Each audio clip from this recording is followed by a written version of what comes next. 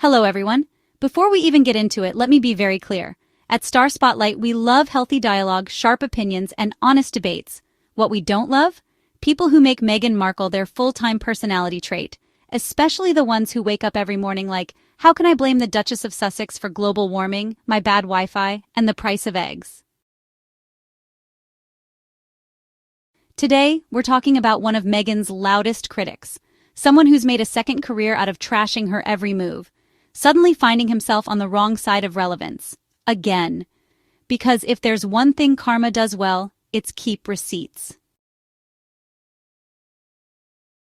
Let's rewind. Remember when Meghan and Harry first stepped back from royal duties? The media swarm, the talk show panels, the pearl-clutching op-eds? Everyone and their dog had something to say. And leading the charge were a few particularly vocal figures. TV hosts, columnists, online influencers, all spinning this narrative that Meghan had destroyed the monarchy with her Hollywood sparkle and self-respect. And at the front of that parade, Calvin Robinson.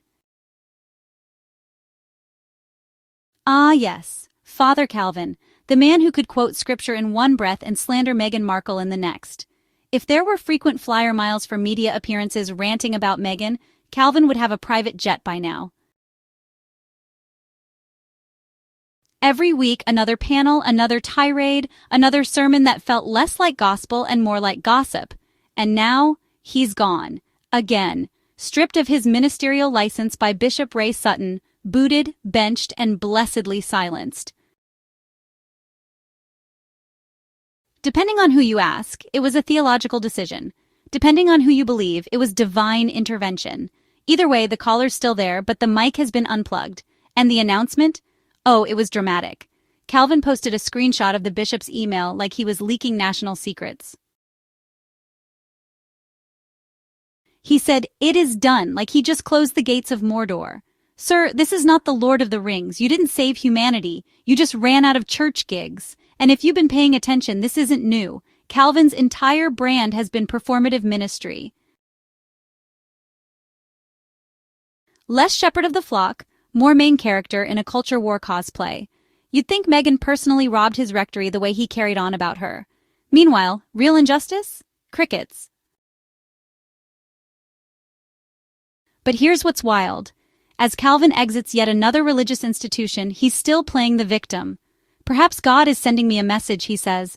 Calvin, my dear, God has been sending you messages like spam texts, unsubscribe, block, report. This is not persecution, this is feedback. And let's be honest, Calvin isn't alone. He's just one in a growing line of Meghan critics who keep getting humbled by reality. Piers Morgan flounced off Good Morning Britain like someone took his toys. Dan Wootton? Well, karma came for him with interest.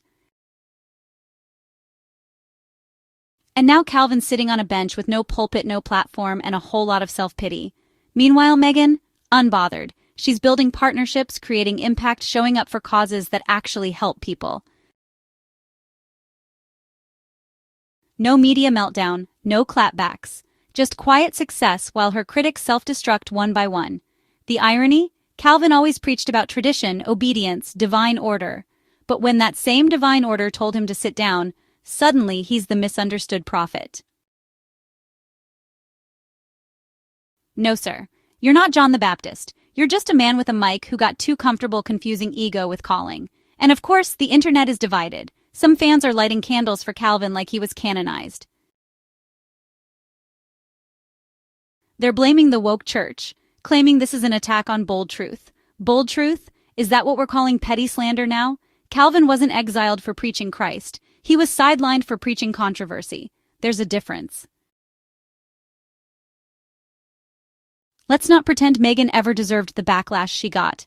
She married a prince, spoke her truth, and took control of her own narrative. That's not villainy, that's survival.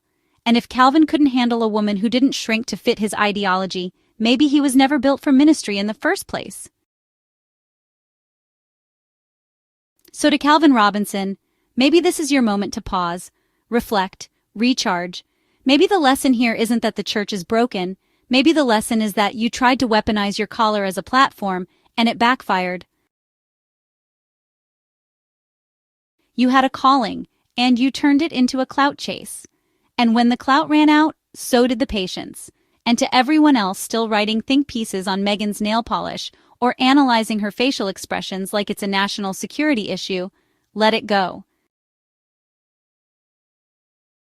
Your outrage is stale, your obsession is showing, and your careers? They're catching up with your bitterness. Meghan has moved on. Maybe you should too. Because at some point, the most spiritual thing you can do is stop weaponizing the gospel for ratings. And maybe the most human thing you can do is admit you were wrong.